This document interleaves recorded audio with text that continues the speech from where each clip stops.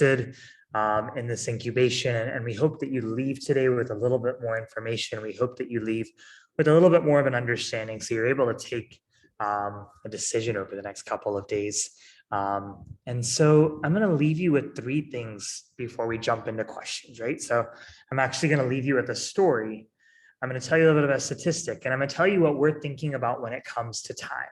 And the reason I'm going to tell you these three things is because, well, they'll give you a lot of why and how we are thinking about the circle. And that's super important as you start to think about this decision, about, jumping in with us and about basically starting this potential school or after school program. So a story, a statistic, and what we believe about time. Yeah. I'm going to start off with my own story. And the story actually goes back about 16 years from now when I decided that I was going to become a teacher. If you would have asked me at any point before that day what I would do, I would have told you that I would be anything but a teacher. I was actually a couple of months away from medical school, and at the very last minute had a very large change of heart. I had an epiphany, and I was like, I'm doing this for all of the wrong reasons. And I instead decided to teach in a low-income school in Washington, D.C., which was right in the inner city of Washington, D.C., right? And to give you a sense of what that school was like, it was surrounded by the poorest neighborhood in DC. And I remember opening up the Washington Post, which is this leading newspaper. And as I open it up, I look at the front page of the educational section, and it actually says this. It says, Sousa Middle School robs kids of the education they need and deserve. So I'll repeat that again. The headline of that paper said, Sousa Middle School robs kids of the education they need and deserve. And I remember reading this article, and you go to the article, and keep in mind, this was the morning that I was stepping into school for the very first time as a brand new teacher. And I'm reading through this article feverishly before I step into school. And I start to read, and it says, that only 4 out of 10 kids will actually make it to college from Sousa, and only 2 out of 10 kids from Sousa will actually graduate college. And I remember walking into that school and looking at my class of 35 kids and thinking like, wow, which of these kids will actually make it? And I remember being like really weighed down by the darkness of that thought. And to give you a sense of what this was 16 years ago, they actually ranked all of the schools in DC on 2 things. They ranked them on academics and they ranked them on safety. And the ranking on academics, well, we were 237 out of 238.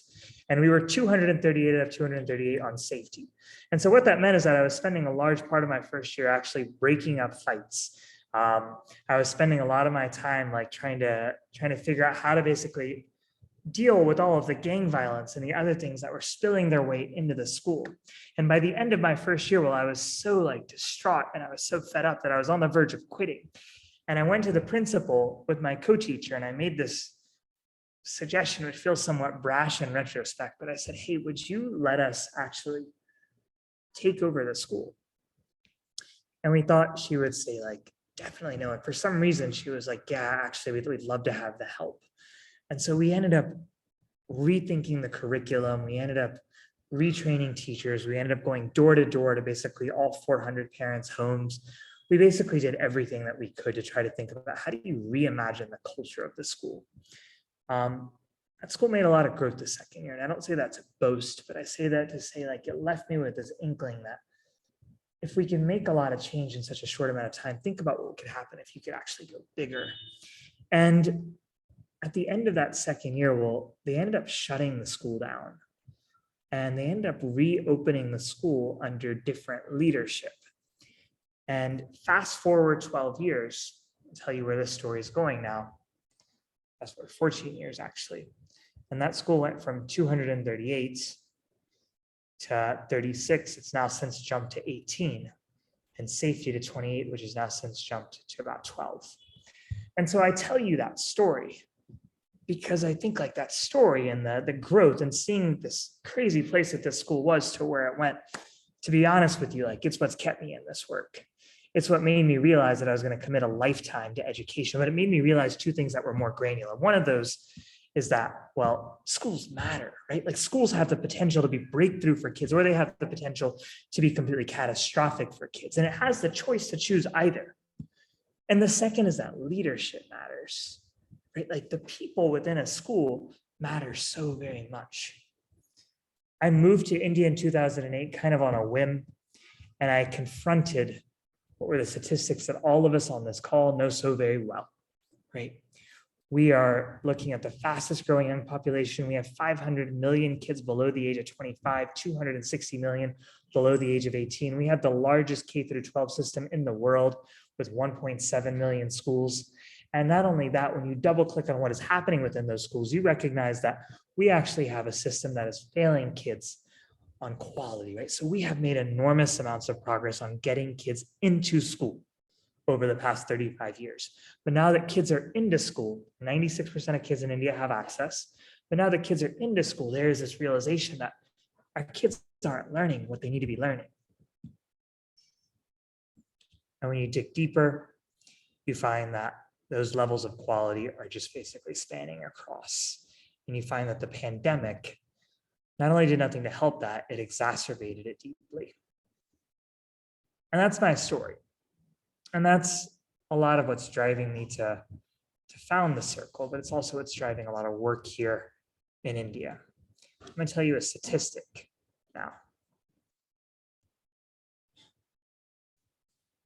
52 years ago, Gallup started this survey, right? Gallup is an organization that does surveys across the world, and they ask all sorts of surveys. They do with companies and with people, and they do this one survey particularly geared for the educational sector. And they ask the workforce, they ask employers every single year the same exact question: what are the top 3 skills that you think graduates need to have when they leave school? And they asked this question first in 1963. And the top 3 skills that employers said in 1970, 7 years later, were the top 3 skills that were that way for a very long time. And that was reading, writing, and arithmetic. These were the top 3 skills that employers demanded from graduates 52 years ago. Yeah. Fast forward 52 years. Guess what those top 3 skills are? Come on over to the chat box with me. What do you think the top 3 skills that employers are demanding graduates have in 2022? So what do you think the top 3 skills are? Communication, thanks for that. So yeah, so communication is a big one. What else? What do you think are the top 3 skills employers are demanding graduates have in 2022? Critical thinking, problem solving, the same as in 1970, says Lavina. What else? Critical thinking, imagination, innovative thinking. Yeah, so the top 3 in 1970, in 2022, sorry, this has stayed the same since 2020, were complex problem solving. Critical thinking in 2022 actually got replaced with cognitive empathy. And the third is creativity, right? Think about the difference between 1970 and 2022. Like, think about what's underlying this difference. The workforce has undergone massive transformation, but it's not just the workforce that's undergone massive transformation. The world has fundamentally changed, and it's changed in ways that are dramatic, right? We're solving a whole new set of problems, ranging from climate change to poverty. We're solving things that are just at a fundamentally different scale than what they were 52 years ago. And the workforce and the economy overlying that has also changed quite dramatically. But here is the problem, folks. Schools haven't, right? Like, the vast majority of schools that we get into are still teaching and are still preparing kids for a 1970s world. Now, I'm not sitting here telling you that reading, writing, and arithmetic aren't important. But what I am saying is that if schools don't modernize and actually figure out how to prepare kids for a 21st century world, then they're just going to go obsolete. And the second thing that we believe at the Circle is that, well, schools can't just be working for the 21st century. They have to work for all kids. And that is a big problem, because schools were designed only to work for some kids. They were designed as a natural filtration system. And what we at the Circle believe is that has to change. They have to work for all kids and they have to be preparing kids for the future and not the past. So that's a story, that's a statistic. And the final thing I'm going to tell you today is what we believe about time. Kids in India, folks, are in school for about 4.5 hours a day. Right? That is it. That is the average. And I'm not talking about the upper 25% of kids. I'm talking about 75% of the country. 4.5 hours a day. When you take that a step further, kids in India are in school for about 165 days a year. Maharashtra last year was at 155, right? 165 days a year. When you do the math and you add this up and you ask yourself, well, okay, so 4.5 hours a day, 165 days a year. So then what percentage of kids' time are they actually spending in a school in a given year? Forget the time that they're asleep. Assume that kids sleep for 8 hours a day. What percentage of their time are they actually spending in a school? Well, the answer comes up to 11%. It's one of the lowest in the world, right? Kids are spending 89% of their time, their waking hours, outside of school. That's crazy. And yet all of us are saying, like, how do we pack more into the 11%? All conversations you hear about what it means to be able to rethink school are like, optimize the 11%, pack more into what kids get during those 4.5 hours. But what we at the Circle are believing is, why can't we design around the 89%? Why can't we hold the 11% and the 89% just as closely? And why can't we think about how to make learning happen in school and out of school?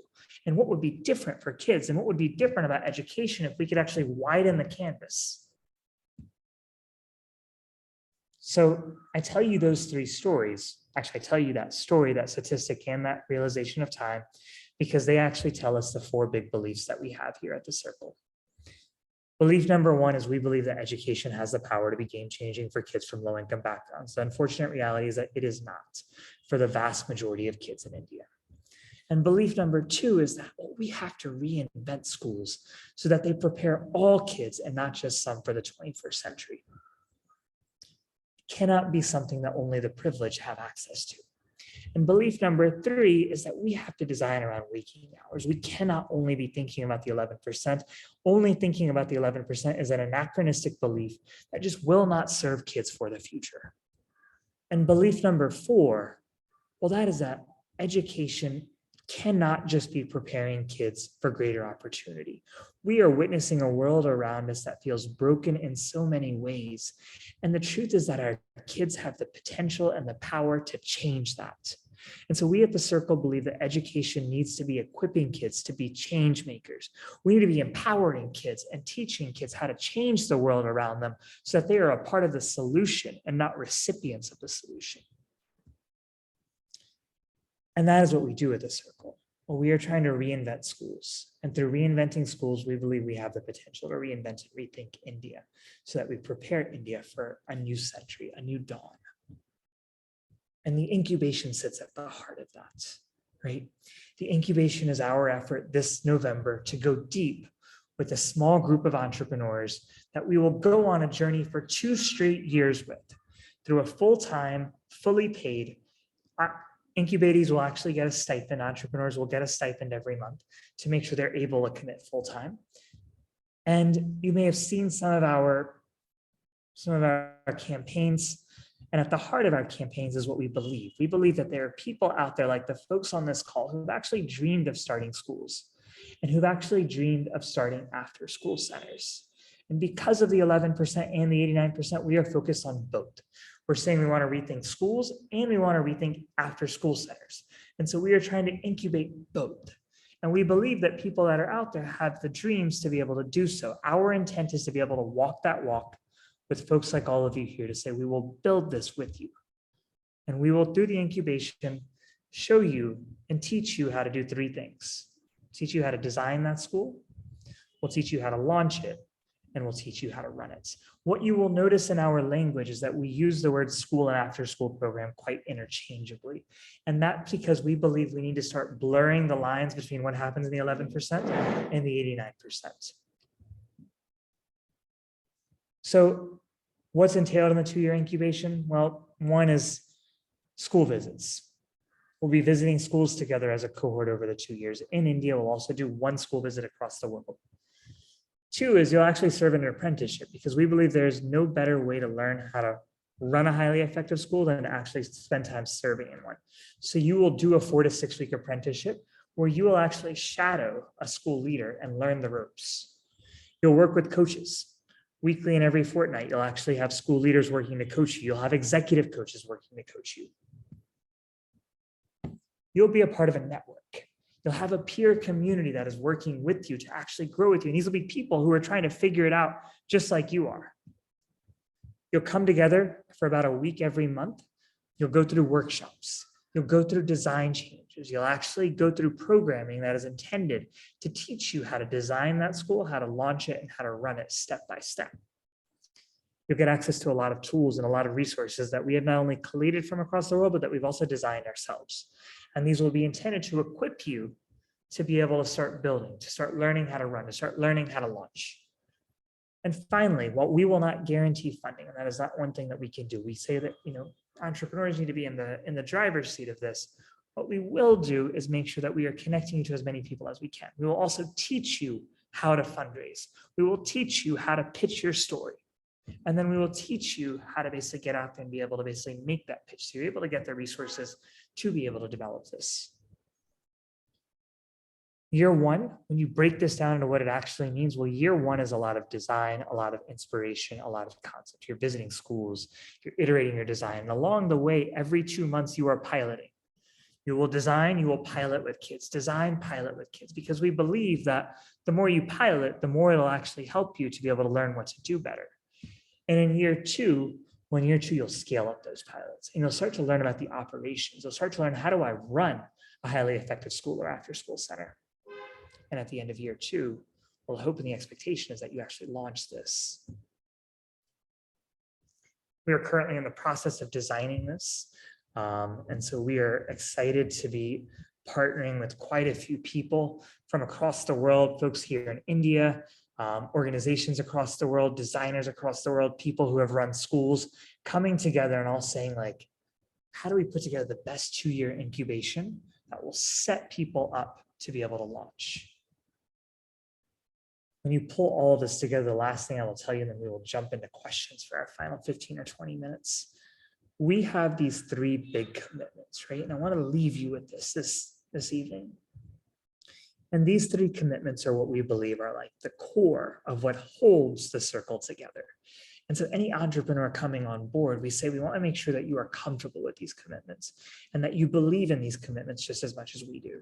One of those is the commitment to equity. And the commitment to equity means that we're an organization that is committed to figuring out how to eliminate poverty, committed to serving underserved backgrounds. And so we believe in the commitment to equity. And what that means for schools or after school centers is that at least 50% of your kids have to come from underserved backgrounds. That is one of the commitments we ask all entrepreneurs to make. The second is the commitment to results. We believe deeply in empowering entrepreneurs to innovate and to have an enormous amount of agency and to design things that are locally contextual and rooted in their communities. But we also say with that, we want to make sure you are measuring results to be able to let you know how to make that school or after school center better and to help your kids learn. That does not mean that we will come in and say, hey, here's the assessment that you should be using. But that does mean that we will come in and say, hey, here's like 30 assessments we have found. We strongly recommend you use one of these because they are validated. And because validated assessments will help you be able to learn how to get better. And the final thing I will say is we believe in a commitment to a holistic vision for kids. And what that means is that we believe that a holistic vision for kids shouldn't just be rooted in academics. It also just shouldn't be rooted in socio-emotional. It has to be when all of those come together that you actually make magic happen for kids. With that, we're going to stop this. We're going to open it up for questions. Would love to hear a little bit more about what's on folks' mind. And as Arshia mentioned, if you want to unmute, feel free to unmute. If you want to come over to the chat box, myself, Arshia, Pooja, and Priya are all here. We're happy and eager to answer. So I'll tell you what, before we actually jump into any, if that's okay, take 60 seconds, because I know I gave you a lot right now. Come on over to the chat box, just gather. If there's a question on your mind, like throw it on over to the chat box, jot it down, and then 60 seconds, we'll just jump right in and start engaging with them. Sonal, can we start with you? And then Lavina will come to you right after that, if that's okay. Yeah, I thought we need to type it out in the chat box or what. So one thing I wanted to ask was, is it that a single entrepreneur has to apply, or can there be co-founders also? Yeah, great question. So we do encourage people to be doing this together. And we'd love for you to do it together. We actually ask that you apply as a team if you're doing it with somebody else. Because of cost and because of us wanting to build a cohort culture, we will ask one of you to be the representative within the incubation. That does not mean that we will be able to open up programming for other entrepreneurs, for other people within your team. But we will ask one of you to be the primary representative in the incubation. Does that make sense? Okay. Other thing is there any age limit for the person who's applying? No. No age limit. Yeah. That's awesome. And any particular background you're looking for, say, particular kind of an experience or qualification, nothing of that sort?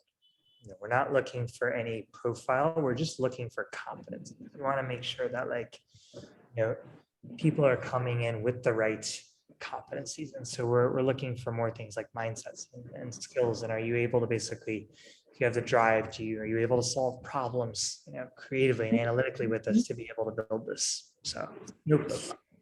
Yeah, I'm so happy to know this. There's so much we're trying to do here in Nasik. I'm calling from Nasik, Maharashtra. So here we've been doing some work with the slum kids, and that's happening since last 7-8 years. And we've been having good results out of there, but we would like to do it more professionally, more systematically. And that's why I thought we need to apply for this thing. Amazing. Thank you so much, Sonal. We're excited to learn more about your work. And thank you for being here. I have a question. So I was thinking of this after school program.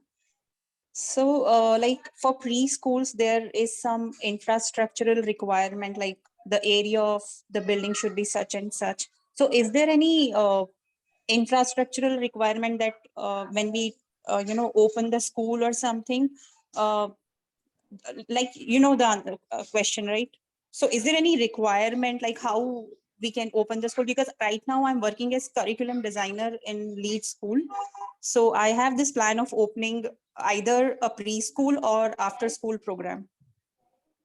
Yeah, no infrastructural requirements, neither. Like, we recommend entrepreneurs. I mean, we will work with you to be able to navigate that. It will be something you will have to navigate. We'll work with you to try to navigate that. We recommend that people coming in don't actually try to build a school from scratch, but instead explore things like a PPP or explore like renting or looking at existing buildings because of how many are out there. Unless you have significant resources or have access to significant resources, our recommendation to people is to try to find ways around that. But to answer your question in short, no. Okay, thank you. Lavina, you want to? Yes, I couldn't introduce myself earlier because I was on a call. First of all, I would like to introduce myself.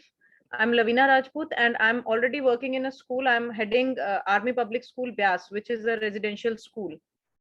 We have 400 kids in the hostel from all over the country. And now, basically, my question is, like, if I had a word with Pooja also, my question is, if we want to join this program, then definitely we'll have to leave the job, or can it be done side by side? Arshia, do you want to come on and I ask Arshia to come on and talk to that one if she doesn't mind? Yeah. Yes. Yes. So, Lavina, in terms of the commitment that we require, first of all, you are coming on to a journey of designing and launching your own school and after school center in a very like a reinventive, reimaginative spaces. So we expect that will require complete immersion from your side as well. In order to support that immersion, we are supporting, like said, all our entrepreneurs with the stipend in the first year and then continuing the need-based the second year. We hope that you are able to dedicate your entire time there, because 25% of your incubation period will be spent in person somewhere together with your cohort, and the rest of the 75% will be tailored to you to achieve that vision as well. What we can suggest that you do is find strong people around you, a support system, a network of support, because we know that so many of you have your initiatives and your projects running. So people who you can trust in the operations, people you can trust in executing your vision as you spend time away from your projects and your roles with your other operations and organizations. Does that make sense?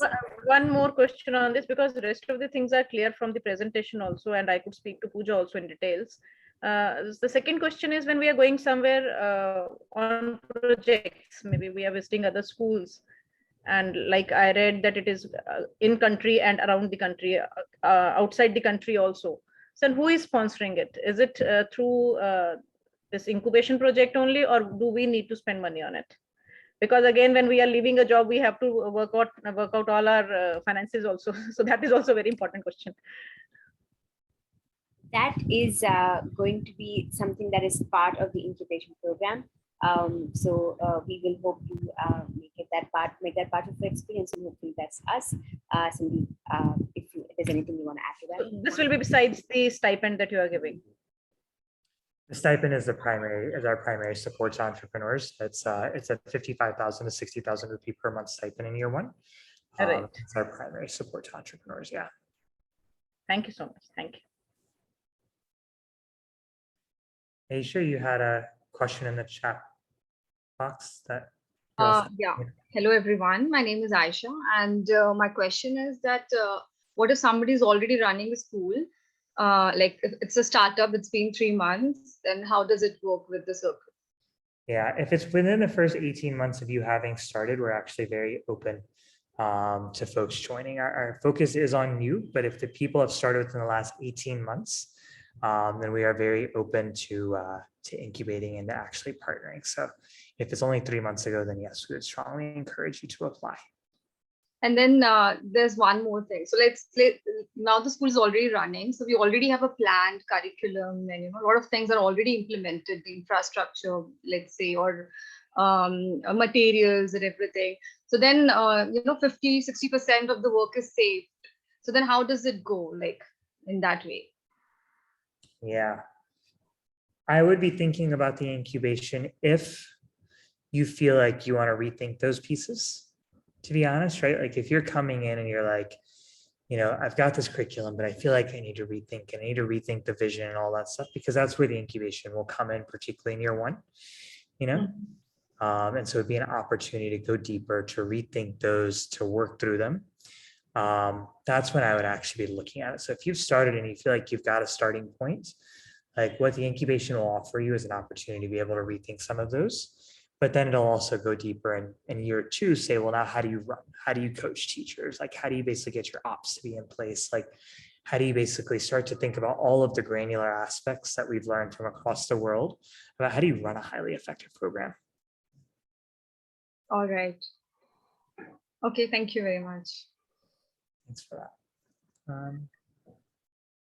Thanks so much. Naji, you had your hand raised. I hope it. Yeah, so I just wanted to ask about the age group of the beneficiary. So when it comes to students, is there any conditions that this has to be children with the age group of this? So is there any conditions like that? Yeah, great question. I'm going to bring in Pooja, who's thinking about like our entire design of this and who's working through these. Pooja, could you come in and speak to that if you can? Yeah. So Naji, there is no specific age group that we are telling entrepreneurs to focus on, but K-12 is the spectrum that we're looking at. So first grade to 12th grade is the spectrum of classrooms that we want you to focus on, but which part of that spectrum you want to focus on is completely the entrepreneur's call based on the need of your community and your context. Thank Yeah? you. Did I answer your question? Yeah. Okay. And once again, I just wanted to express the gratitude that, like, I was listening to Sandeep for a few minutes, and it was like, I don't know, very much inspiring story that you talked about the circle. So yeah, it made my day. Thank you. Thank you, team. Thank you for that. Debbie? Yeah, so my question was, how does this work if we are applying from Sri Lanka and, the whole field visits and all that? I'm just wondering, how does the whole thing apply to people who are doing it globally? The short and the honest answer, Debbie, is that we don't fully know. I think we are exploring this right now. I like I think that. That's nice. we felt like something like Sri Lanka would be proximate enough that actually we could potentially make the travel work more easily, and so when we actually replied to your email, it was Yeah. more because it feels like the proximity may help us make travel work a little bit more easily. We would have to figure out how to make the in-person work, I think, somehow, because it's such an important part of it. But we're open and eager to try to see if we can figure it out together. Yeah. Oh, brilliant. Yeah. Thank you.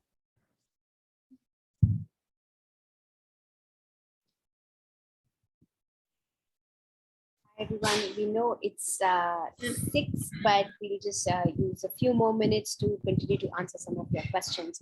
Parvinder.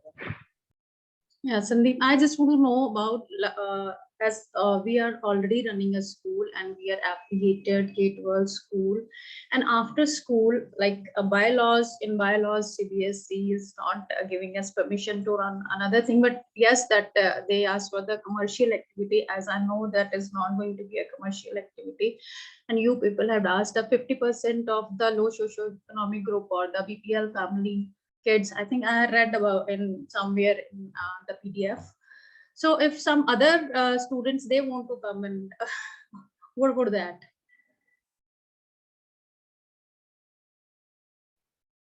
Yeah, I mean, I think it's a tough one, but I think one of the big things that we ask folks to commit to is just doing frequent needs analyses to make sure that at least 50% are coming from low-income backgrounds. And I'm not saying that with the realization that is going to be an easy piece, especially for private schools, but it is just like one of the pieces that we believe just they define our identity.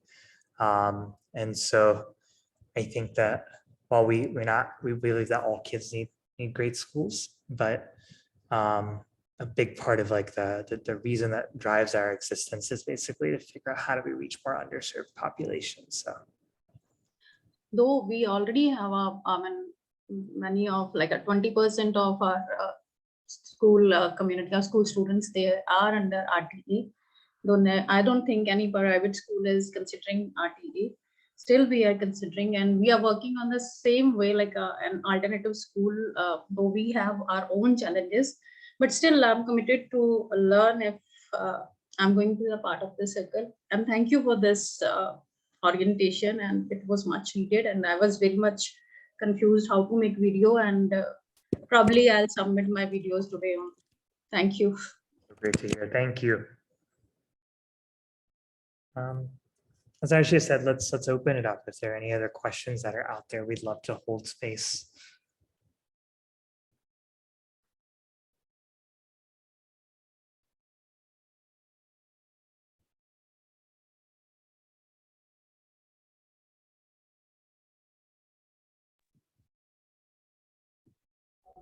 Sandeep, I have a question, a quick question. Like I'm like, so currently, so I run an organization, social organization, and I'm part of TFIX as well.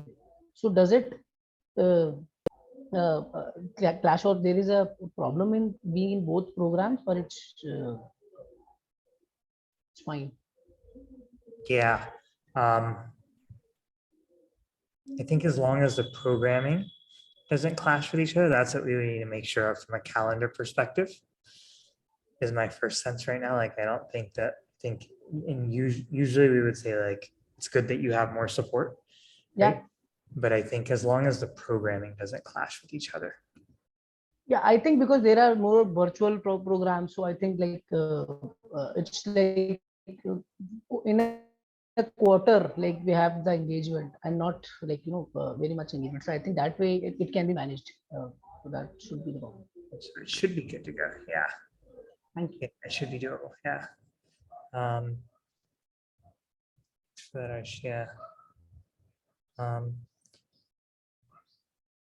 Right.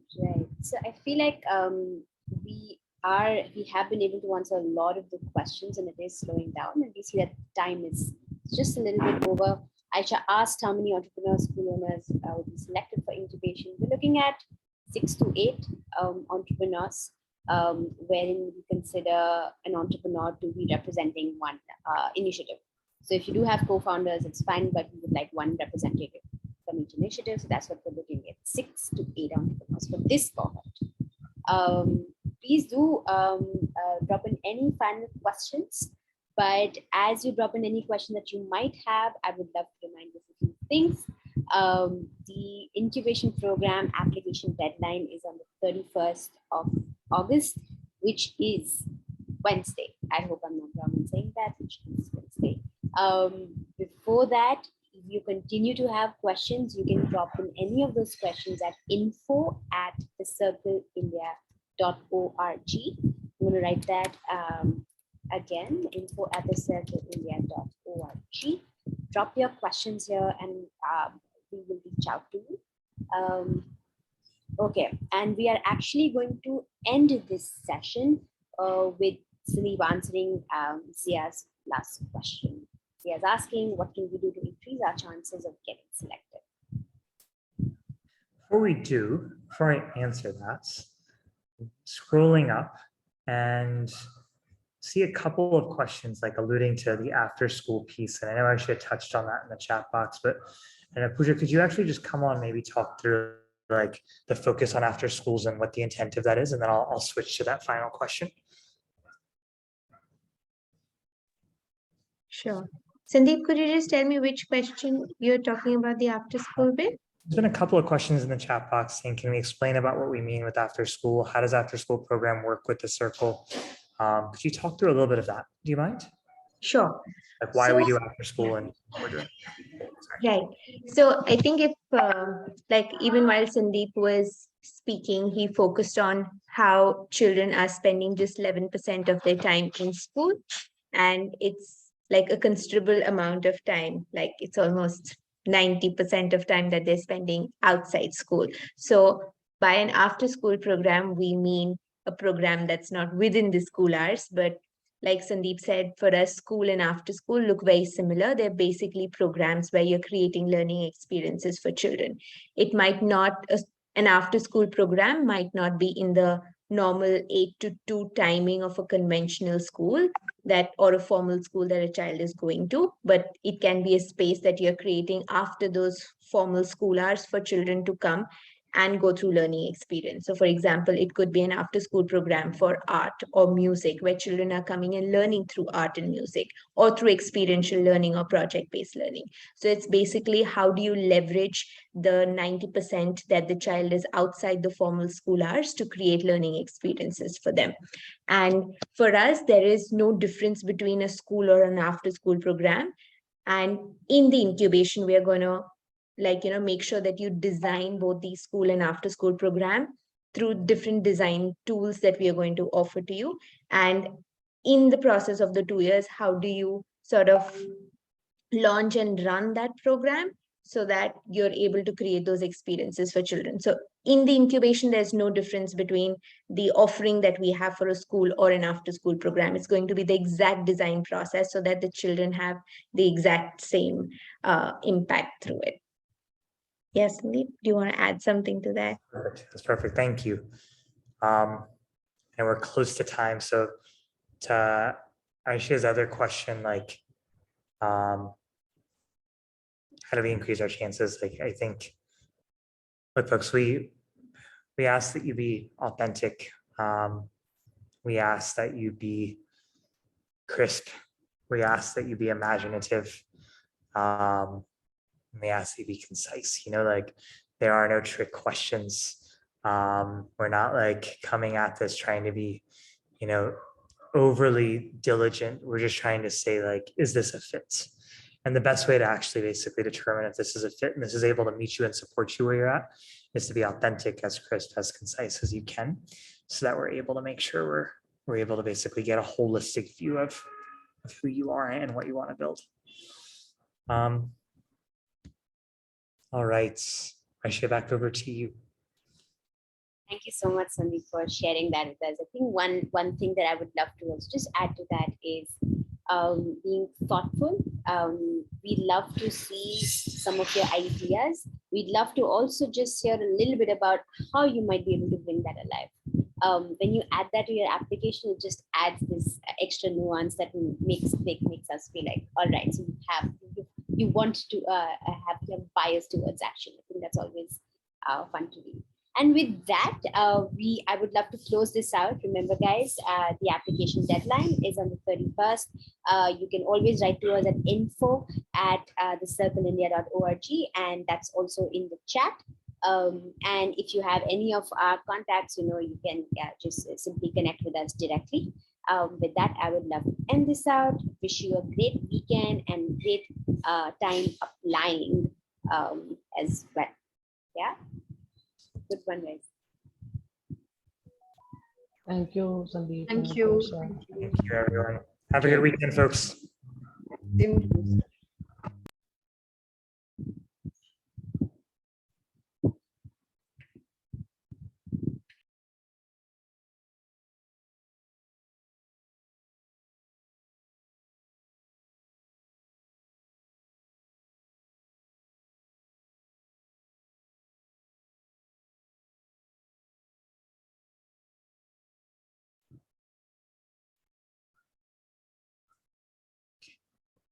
Sonal and Priya, I'm going to drop the call now and stop recording. I hope that's okay.